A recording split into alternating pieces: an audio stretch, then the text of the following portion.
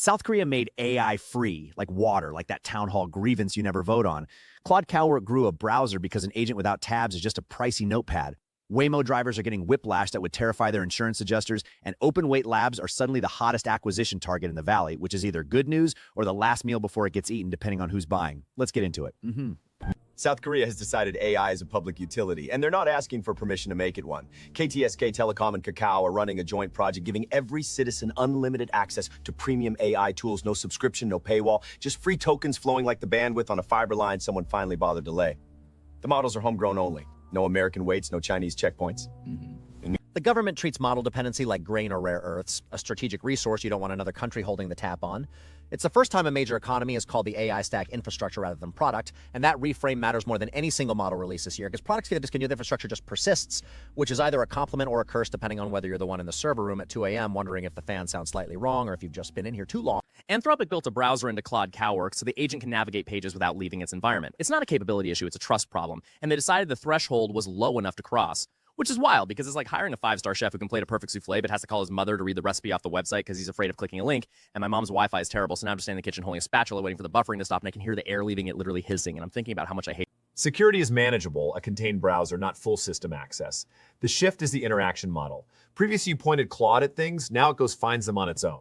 That's the difference between a librarian who fetches what you ask and one who wanders off for 20 minutes. The second is more useful, though it makes you anxious about what they're reading in the stacks, specifically the romance section, which is where I keep my tag.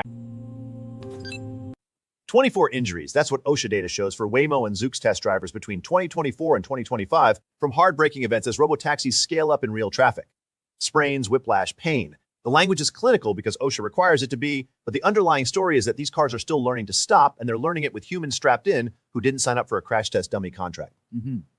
Every additional robotaxi is a variable the model hasn't absorbed, and hard braking is what happens when it meets reality and loses. They call these safety interventions. The car worked correctly by stopping. Technically true, but a seatbelt that saves your life still yanked your neck at 90 miles per hour, and the injury doesn't care about the framing. A friend of mine drove for one of these programs in Phoenix. He said the worst part wasn't the braking, it was the silence after, when you're sitting there wondering if your spine made a sound.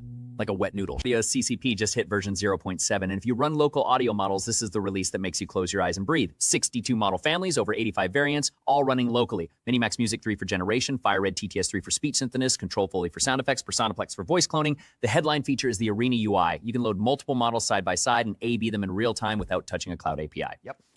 The Arena UI kills the wine grading by memory workflow. Comparing local TTS models used to be a painful back and forth of saving files and guessing at differences, but now it's simultaneous, making the gaps immediately audible. It's the first releasable, where tooling finally catches up to the models, plugging the specific hole the ecosystem was waiting for before ignoring it, which is actually more efficient here in software engineering. And digress. The point. Open weight AI is the Valley's hottest target because investors see distribution as the moat, not the weights. Own the hub, own the on-ramp.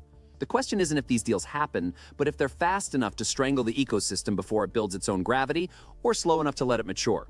Which reminds me, I haven't had a proper sandwich since the Clinton administration, and I'm starting to think the bread is a government conspiracy involving My prediction, 3 to 5 open weight lab acquisitions in the next 18 months, each framed as preserving the mission by the acquirer while quietly migrating distribution to a closed channel within 12 months. The open ecosystem survives but gets thinner, more like a public library where the best books are in the reading room and you can't check them out.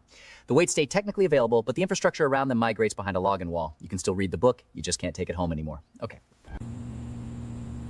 South Korea made AI a public utility and told no one to stop them. Claude Cowork grew a browser and will now wander the internet on your behalf. 24 test drivers got whiplash and OSHA made a spreadsheet about it. Audio.cpp hit 0.7 and the local audio scene can finally compare models without going to WineGeek links. And open weight labs are about to get absorbed into the closed ecosystem, one acquisition at a time, which is not the press release you believe first. See you tomorrow, if tomorrow exists.